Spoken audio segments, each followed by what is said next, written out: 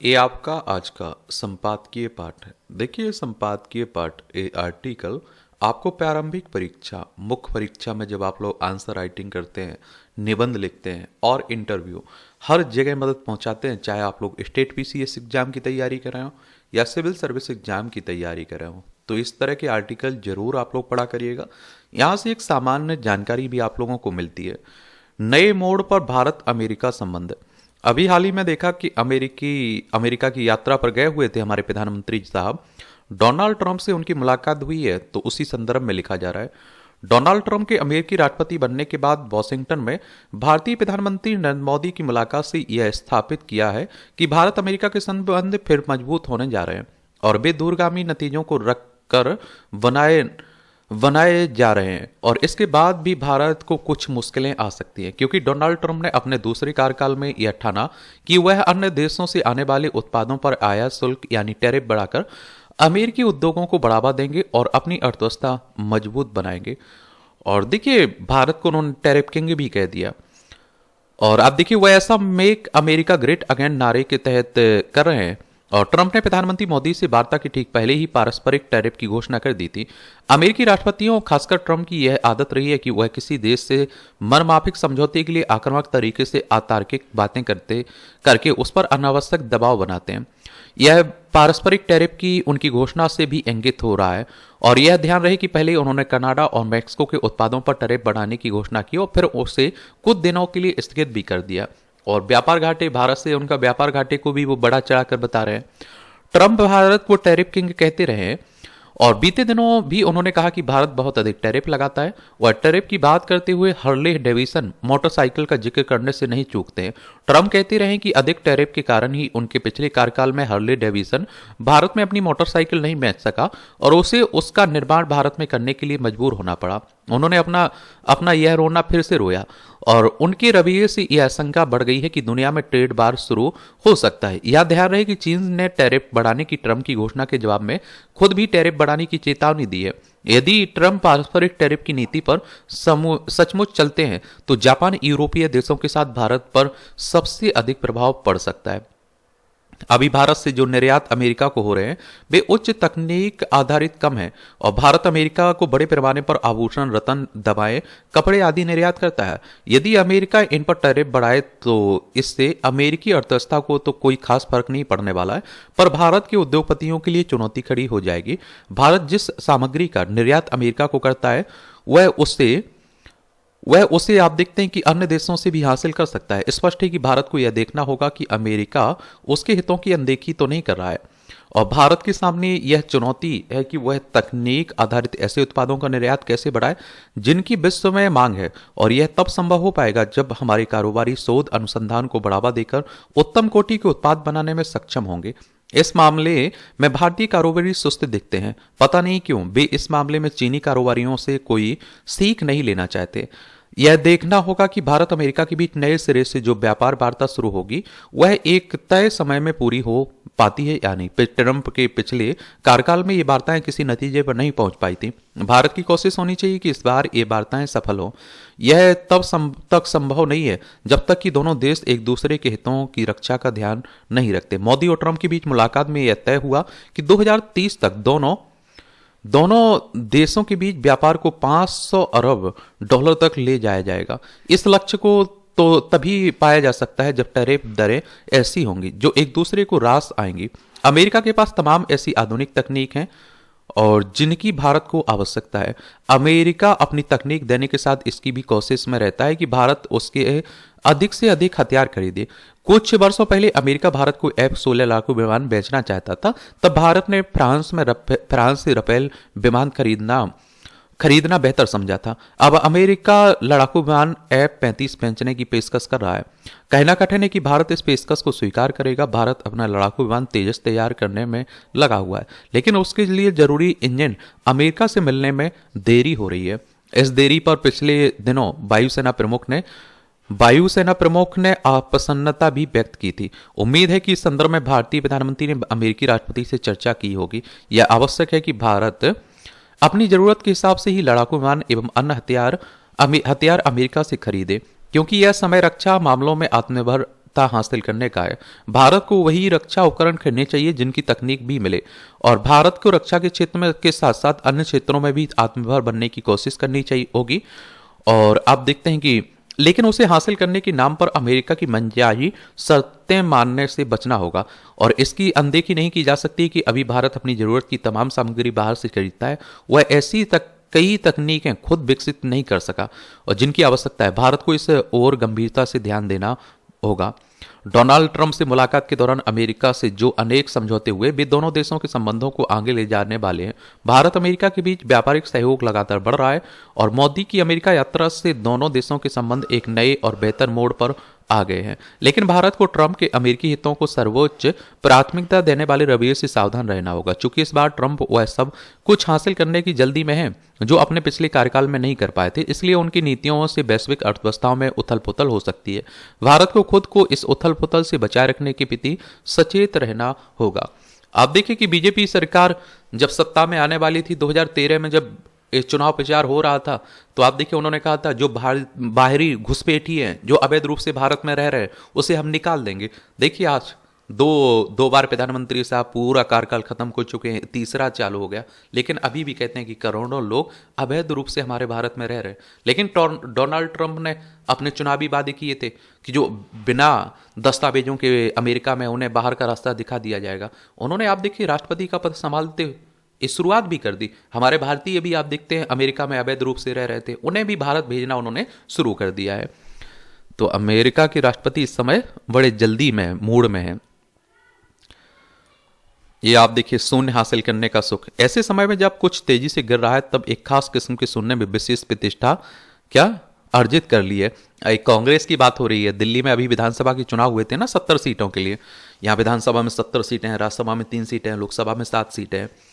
तो वहीं की बात हो रही, कांग्रेस को 0 मिली ना। अगर आपको भी विधानसभा का चुनाव लड़ना हो तो आपकी उम्र कम से कम 25 साल होनी चाहिए। अधिकतम उम्र की कोई सीमा नहीं रखी गई है।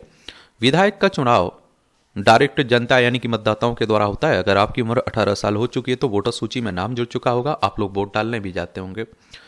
और ये चुनाव करवाता कौन है? इलेक्शन कमीशन ऑफ इंडिया, भारतीय निर्वाचन आयोग, एक संवैधानिक संस्था है। संविधान के अनुच्छेद 324 के तहत चुनाव आयोग की स्थापना की बात की गई। 25 जनवरी 1950 में स्थापना हुई थी। 25 जनवरी को आप लोग मतदाता दिवस मनाते हैं। नई दिल्ली में हेडक्वार्टर देखने को मिलेगा। सुकुमार सेन पहले मुख्य चुनाव आयुक्त थे। तो इसकी पीडीएफ में एजुकेशन सर्कल प्लेटफॉर्म है ना टेलीग्राम पर, वहां डाल दिया जाता है, तो आप लोग देख सकते हैं। अमेरिका की ओर से निकाले गए अवैध प्रवासी आंकड़े 1 लाख में है, US immigration and custom enforcement कह रहा है। ये आप देखते हैं कि ये 2013-14 में 3.2 लाख, 2014-15 में 2.4, 2015-16 में 2.4 लाख की बात हो रही है, 2016-17 में 2.3, 2017-18 में आप देखिए 2.6, 2018-19 में आप देखते हैं कि 2.7, 2019-20 में 1.9, 2020-21 में आप देखिए 0.6, 2021-22 में 0.7, 2022-23 में 1.7, 1.4 और 2023-24 में 2.7 लाख लोगों को निकाला गया। और कहते हैं कि लाखों लोग अभी भी अमेरिका में रह रहे हैं। भारतीय हैं लाखों में, तो आप देखेंगे। प्रार्थना, वर्तमान की तनावपूर्ण जटिल जीवन पद्धति ने मानवीय जीवन यात्रा को अधिक संघर्षमय और कष्टबहुल बनाया। उसे शांति और आनंद से परिपूर्ण बनाने के लिए धर्म, अध्यात्म एवं योग का मूल्य समझना आवश्यक है। जिसकी जिंदगी के खाते में योग साधना उपासना की जमा पूंजी नहीं होती, वह अरबों खरबों का मालिक होते हुए भी दरिद्र है। जो इस अध्यात्म के बैंक में अपनी भक्ति, स्तुति, आराधना, उपासना की पूंजी का निवेश करता है, वह पूंजी कष्ट कभी नष्ट नहीं होती। ना चोरी का भय, ना छिपाने की चिंता। यह है जन्मांतर यात्रा की योग क्षेम व्यवस्था। यह है जीवन को तपाने और सिद्ध करने की अद्भुत प्रक्रिया। और आप देखेंगे कि यह है अपने व्यक्तित्व और कर्तव्य को फौलादी बनाने का उपक्रम। आधुनिक जीवन शैली में पूजा पाठ, धर्म, ध्यान एवं उपासना के अनेक उपक्रम हो रहे हैं। इसके अंतर्गत व्यक्ति किसी असीम सत्ता के प्रति समर्पित होता है, अपनी संपूर्ण आस्था उसी में केंद्रित कर देता है। वह विराट अस्तित्व ही उसकी आराध्य और उपास्य बन जाता है। और यही से धर्म अपनी विकास यात्रा प्रारंभ करता है। उपासना से अध्यात्म का संवर्धन होता है और इससे अध्यात्म में व्यक्ति की आस्थाओं, आकांक्षाओं और अभिरुचियों में परिष्कार होता है और भीतर शांति, संतोष, प्रसन्नता का उदय होता है। भारत आदर और सम्मान की पात्रता अर्जित होती है। पूजा उपासना के जितने प्रकार हैं उनमें सबसे अधिक सर्वसुलभ प्रकार है प्रार्थना। प्रार्थना सभी धर्मों में होती है। प्रार्थना को हम किसी धर्म, जाति, संप्रदाय, देश, काल, भाषा की सीमा में नहीं बांध सकते हैं। यह मनुष्य की नितांत व्यक्तिगत आनंद प्राप्ति का रास्ता है। प्रार्थना से मनुष्य झुकना सीखता है, नम्रता और विनम्रता सीखता है। जैसे व्यायाम से शरीर स्वस्थ रहता है, वैसे ही प्रार्थना से मन प्रसन्न रहता है, आत्मविश्वास पुष्ट होता है और चित्त का प्रदूषण समाप्त होता है। अच्छा कॉलम लिखा जाता है, पढ़ा करिएगा, सीखा करिएगा भाई। ये आप देखिए, खोखली चिंता। सुप्रीम कोर्ट की यह टिप्पणी सर्वथा उचित है कि सुनवाई में विलंब से न्याय में देरी होने के साथ ही अभिव्यक्ति का मौलिक अधिकार भी बाधित होता है, लेकिन उससे उत्साहित इसलिए नहीं हुआ जा सकता है क्योंकि ऐसी टिप्पणियां ना जाने कितनी बार की जा चुकी हैं। नतीजा ढाक के 3 पात वाला है। इसका कोई उचित नहीं है कि सुप्रीम कोर्ट की ओर से न्याय में देरी की समस्या को तो स्वीकार किया जाए, लेकिन उसके समाधान के लिए कुछ ना किया जाए। दुर्भाग्य से एक लंबे समय से यही देखने को मिल रहा है कि अतीत में भी सुप्रीम कोर्ट के अनेक न्यायाधीश यह कह चुके हैं कि गवाहों के बयान दर्ज कराने में देरी, ट्रायल शुरू होने में विलंब अथवा तारीख पर तारीख के सिलसिले के चलते लोगों को समय पर न्याय नहीं मिल पाता है। लेकिन यह कहना कठिन है कि उन्होंने इस समस्या के समाधान के लिए क्या उपाय किए, और इसमें से कई सुप्रीम कोर्ट के मुख्य न्यायाधीश भी बने, लेकिन वे भी न्याय में देरी के कारणों का निवारण नहीं कर सके। और एक बात और है, आप देखेंगे कि एक लंबे समय तक क्या रहता है, ये आप देखते हैं कि लंबे समय तक पे हमारी न्याय व्यवस्था पर सवाल खड़े होते रहते हैं कि बहुत लंबा टाइम लगता है। आप देखते हैं कि न्याय होने में। सुप्रीम कोर्ट की बात करें तो हमारी सर्वोच्च अदालत है। संविधान के अनुच्छेद 124 के तहत सुप्रीम कोर्ट की स्थापना की बात की गई। 28 जनवरी 1950 में स्थापना हुई थी।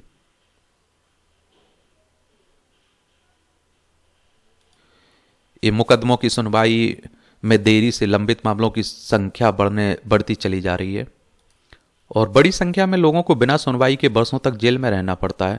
कई बार तो उन्हें उससे भी ज्यादा समय जेल में बिताना पड़ता है जितना उन्हें सजा मिलने पर रहना पड़ता। तथ्य यह भी है कि मामले की सुनवाई में देरी से भी अभियुक्त भी जमानत पर बाहर आ जाते हैं और उन्हें जेल में ही रहना चाहिए। क्या यह किसी से छिपा है कि आपराधिक मामलों का सामना कर रहे पूर्व एवं मौजूदा विधायकों, सांसदों के मामले की सुनवाई में इसके बाद भी देरी हो रही है? उनके मुकदमों के निस्तारण के लिए विशेष अदालतों का गठन किया गया है, और जिस तरह सुप्रीम कोर्ट के न्यायाधीश समय समय पर सुनवाई में देरी को लेकर चिंता जताते रहते हैं, उसी तरह सरकार में शीर्ष पदों पर बैठे लोग भी आखिर आम जनता इन चिंताओं का क्या करे, क्योंकि उसे तो कोई राहत मिलती नहीं दिखती है। आखिर इसका क्या मतलब है कि जिन्हें सुनवाई में देरी के कारणों को दूर करना है, वे ऐसा करने के स्थान पर या तो उपदेश देते हैं या फिर चिंता जताकर कर्तव्य की इतिश्री करते हैं। बेहतर हो कि न्यायपालिका, कार्यपालिका और विधायिका के लोग यह समझें कि समय पर मुकदमों का निस्तारण ना होना वह गंभीर समस्या है जिसका समाधान करने की जिम्मेदारी उसके ही कंधों पर है। यह घोर निराशाजनक है कि वे अपने हिस्से की जिम्मेदारी का निर्वाह करने के बजाय चिंता जताते रहते हैं। यदि यह सिलसिला कायम रहा तो न्याय तंत्र के प्रति आम आदमी के भरोसे को डिगने से बचाना संभव नहीं होगा। क्या संभव नहीं होगा? आप लोग क्या सोचते हैं? अपनी राय बताइए आप लोग। शिक्षकों को प्रशिक्षण। हिमाचल प्रदेश में गुणवत्तापूर्ण शिक्षा उपलब्ध कराने की कोशिश में कई कदम उठाए जा रहे हैं। इन कदमों से प्रदेश की शिक्षा प्रणाली में सकारात्मक बदलाव भी देखने को मिल रहा है। समग्र शिक्षा अभियान के तहत मुख्यमंत्री और शिक्षा मंत्री के प्रयासों से मेधावी बच्चों को विदेश जाने का अवसर दिया जा रहा है। इस यात्रा से बच्चे कई ऐसी जानकारियां हासिल करेंगे जो भविष्य में उनके काम आएंगी। यात्राएं ज्ञान प्राप्ति का सबसे अच्छा जरिया मानी जाती हैं। यह अलग बात है कि विदेश जाने का अवसर सिर्फ मेधावी विद्यार्थियों को मिला है, लेकिन इससे अन्य विद्यार्थियों में भी प्रतिस्पर्धा की भावना भी बढ़ी है। उधर शिक्षकों को भी विदेश भ्रमण के लिए भेजा जा रहा है। इसके लिए चयन प्रक्रिया जारी है। इस बीच हिमाचल प्रदेश सरकार और सिंगापुर की प्रतिष्ठित प्रिंसिपल्स अकादमी के बीच करार हुआ है। इसके तहत प्रदेश के शिक्षकों को सिंगापुर में आधुनिक शिक्षण विधियों, नेतृत्व कौशल एवं नवाचार आधारित शिक्षण प्रक्रियाओं का प्रशिक्षण दिया जाएगा। सिंगापुर के अनुभवी शिक्षक एवं विशेषज्ञ भी यहाँ स्कूल में शिक्षण प्रक्रिया का मूल्यांकन कर शिक्षकों को प्रशिक्षित करेंगे। निसंदेह इससे शिक्षा क्षेत्र में सुधार आएगा, लेकिन यह आवश्यक है कि पात्र शिक्षकों का चयन हो और उन योजनाओं को धरातल पर उतारने के लिए उचित प्रक्रिया अपनाई जाए। इस आयोजन में शारीरिक, मानसिक और आर्थिक श्रम होता है, तो क्रियान्वयन बेहतर तरीके से होना चाहिए। उम्मीद की जानी चाहिए कि इसका हिमाचल को लाभ मिलेगा। या आप देखिए, दवाओं पर पर्यावरण का प्रभाव। तो हमारे पर्यावरण में मौजूद रसायन शरीर में दवाओं के प्रभाव में हस्तक्षेप करते हैं। विज्ञानियों का कहना है कि इन रसायनों की पहचान करने में से दवाइयों को बेहतर तरीके से काम करने में मदद मिल सकती है। हमारे जीन हमारी ऊंचाई, बालों और आंखों के रंग और त्वचा की रंगत को निर्धारित करने में एक प्रमुख भूमिका निभाते हैं, लेकिन वे पूरी कहानी नहीं बताते। हमारे व्यक्तित्व, पसंद और नापसंद और स्वास्थ्य को आकार देने में पर्यावरण अविश्वसनीय रूप से महत्वपूर्ण है। विज्ञानियों का कहना है कि यदि हम पता लगा लें कि हमारे जीन और पर्यावरण अस्थमा, हृदय रोग, कैंसर, डेमेंशिया और अन्य दशाओं के विकास की संभावनाओं को कैसे बढ़ाते हैं, तो चिकित्सा के तौर तरीकों में एक बड़ा बदलाव आ सकता है। जीनोमिक्स विज्ञान का एक तेजी से उभरता हुआ क्षेत्र, यह जीव विज्ञान की एक शाखा है जो जीनोम के अध्ययन से संबंधित है। जीनोम एक जीव के डीएनए का पूरा सेट होता है और जिसमें उसके सभी जीन और अन्य डीएनए सीक्वेंस शामिल होते हैं। जीनोमिक्स का उपयोग करके नई दवाओं और उपचारों का विकास किया जा सकता है। जीनोमिक्स के क्षेत्र ने बीमारी के जोखिम से जुड़ी आनुवंशिक विविधताओं की एक विस्तृत श्रृंखला के लिए अस्पताल और घर दोनों में परीक्षण करना अपेक्षाकृत सरल बना दिया। और आज विज्ञान हमारे व्यक्तित्व, पर्यावरण जोखिम के आधार पर उपचारों की अनुकूल करने के तरीकों की पहचान करने में प्रगति कर रहा है। जीनोमिक्स के साथ एक्सपोसोमिक्स भी एक उभरता हुआ विज्ञान है जो हमें प्रभावित करने वाले सभी भौतिक, रासायनिक और जैविक और सामाजिक कारकों का अध्ययन करता है। और आप देखिए एक्सपोसोम में सभी पर्यावरणीय जोखिम शामिल होते हैं। जैसे शोधकर्ता जीनोमिक्स का अध्ययन करने के लिए डीएनए सीक्वेंसर का उपयोग करते हैं, वैसे ही एक्सपोसोमिक्स में विज्ञानी स्वास्थ्य पर हजारों पर्यावरणीय कारकों के प्रभाव को मापने के लिए रसायन विज्ञान उच्च तकनीक वाले सेंसर का उपयोग करते हैं। हम जानते हैं कि दवाएं हमेशा काम नहीं करती हैं। कई लोगों के लिए कुछ दशाओं के इलाज के लिए मानक दवा उपचार बस काम नहीं करते हैं। रक्तचाप को नियंत्रित करने के लिए अक्सर महीनों के परीक्षण की आवश्यकता होती है। इस तरह डिप्रेशन के लिए उपयुक्त उपचार योजना की पहचान करने में महीनों या फिर आप देखिए वर्षों तक का समय लग सकता है। सिर्फ अमेरिका में दवाओं के कारण होने वाले प्रतिकूल परिणामों के कारण हर साल 10 लाख से अधिक लोगों को अस्पताल के चक्कर लगाने पड़ते हैं। आपके पर्यावरण का इस बात पर बहुत प्रभाव हो सकता है कि विशिष्ट उपचार आपके लिए कितने कारगर हैं। बताइए, ये टिप्पणियां रहती हैं, ये देखना हुआ अगर तो देख सकते हैं। तिरुपति जैसे हो दर्शन की व्यवस्था। प्रयागराज महाकुंभ में रोजाना करोड़ से अधिक श्रद्धालु पहुंच रहे हैं। इनमें से अनेक श्रद्धालु अयोध्या भी जा रहे हैं। लिहाजा अयोध्या में भक्तों की संख्या बहुत बढ़ रही है और इससे आप देखिए श्रद्धालुओं के साथ अयोध्या वासियों को भी असुविधा का सामना करना पड़ रहा है। ऐसे में हमें तिरुपति बालाजी मंदिर में भक्तों को संभालने की व्यवस्था का अध्ययन करना चाहिए। तिरुपति में दर्शन की व्यवस्था को समझते हुए अयोध्या में श्री राम मंदिर में दर्शन की व्यवस्था को भी अधिक बेहतर बनाया जा सकता है। और शिक्षा व्यवस्था, छात्रों के समग्र विकास पर जोर देने की बात हो रही है। ये आप देखिए किताबें हैं, आर्टिफिशियल इंटेलिजेंस का भविष्य। किताबें पढ़ना हो तो पढ़ सकते हैं आप लोग। यहाँ एक कॉलम है, इसे जरूर आप देख लीजिएगा। वैसे आज संडे है, रविवार है, तो काम की खबरें, काम के आर्टिकल कम ही देखने को मिलते हैं। शिक्षा केवल परीक्षा पास करने और अंकों की दौड़ तक सीमित नहीं होनी चाहिए, बल्कि इसका उद्देश्य छात्रों का बौद्धिक, सामाजिक, नैतिक विकास करना भी है। लेकिन हाल के वर्षों में डमी स्कूल सिस्टम के बढ़ते प्रचलन ने इस उद्देश्य को धूमिल कर दिया। यह सिस्टम विशेष रूप से उन छात्रों को में देखने को मिलता है जो मेडिकल, इंजीनियरिंग या अन्य प्रतियोगी परीक्षाओं की तैयारी कर रहे होते हैं। ऐसे छात्रों का नामांकन किसी स्कूल में तो होता है, लेकिन वे नियमित रूप से स्कूल नहीं जाते, और क्योंकि उनकी पढ़ाई कोचिंग संस्थानों में होती है। डमी स्कूल सिस्टम कई गंभीर समस्याएं खड़ी कर रहे हैं और सबसे बड़ा नुकसान क्या है? यह है कि छात्र स्कूल में होने वाली विभिन्न गतिविधियों से वंचित रह जाते हैं। स्कूल केवल पढ़ाई का स्थान नहीं है, बल्कि सामाजिक और नैतिक मूल्यों को सीखने का केंद्र भी होता है। यहाँ खेलकूद, सांस्कृतिक कार्यक्रम, वाद विवाद प्रतियोगिताएं, अन्य पाठ्यक्रम गतिविधियां छात्रों के व्यक्तित्व निर्माण में महत्वपूर्ण भूमिका निभाती हैं। ये आप देखते हैं। लेकिन जब छात्र स्कूल में उपस्थिति ही नहीं देंगे तो वे इन सब अनुभवों से दूर हो जाएंगे। इससे उनकी रचनात्मक टीम वर्क और लीडरशिप जैसी क्षमताएं प्रभावित होती हैं, जो उनके भविष्य के लिए बेहद जरूरी है। शैक्षणिक दृष्टि से भी डमी स्कूल प्रणाली नुकसानदेह है। जब छात्र नियमित कक्षाओं में भाग नहीं लेते तो उनका पाठ्यक्रम के प्रति जुड़ाव कम हो जाता है और वे केवल परीक्षा के समय पाठ्यक्रम को रटकर अच्छे अंक की कोशिश करते हैं, लेकिन विषयों की गहरी समझ नहीं विकसित कर पाते हैं। इसका सीधा असर उनकी समस्या समाधान क्षमता और तार्किक सोच पर पड़ता है। यही कारण है कि कई छात्र प्रवेश परीक्षाओं में तो अच्छा प्रदर्शन कर लेते हैं, लेकिन उच्च शिक्षा और व्यावसायिक जीवन में उन्हें कठिनाइयों का सामना करना पड़ता है। डमी स्कूल सिस्टम कोचिंग संस्थानों को निर्भरता को भी बढ़ावा देते हैं। आजकल कोचिंग सेंटर शिक्षा का एक नया बाजार बन चुके हैं, जहां छात्रों को प्रतियोगी परीक्षाओं में सफलता दिलाने के नाम पर मोटी फीस वसूली जाती है। एक मध्यवर्गीय या आर्थिक रूप से कमजोर परिवार के लिए इतनी ऊंची फीस भरना संभव नहीं होता है, जिससे कई होनहार छात्राओं को संसाधनों की कमी के कारण पीछे रह जाते हैं। और यह शिक्षा के व्यवसायीकरण असमानता को बढ़ावा देने वाला एक गंभीर मुद्दा है। इसके अलावा डमी स्कूल सिस्टम से छात्रों में अनुशासन की भी कमी देखने को मिलती है। वे समय प्रबंधन, सामाजिकता और नैतिकता जैसी महत्वपूर्ण चीजों से अनजान रह जाते हैं। स्कूल का माहौल बच्चों के अनुशासन, संयम, आत्मनिर्भरता सिखाता है, लेकिन इस प्रणाली के कारण वे इन मूल्यों से वंचित हो रहे हैं। इससे न केवल उनके व्यक्तिगत जीवन में बल्कि पूरे समाज पर नकारात्मक प्रभाव पड़ सकता है।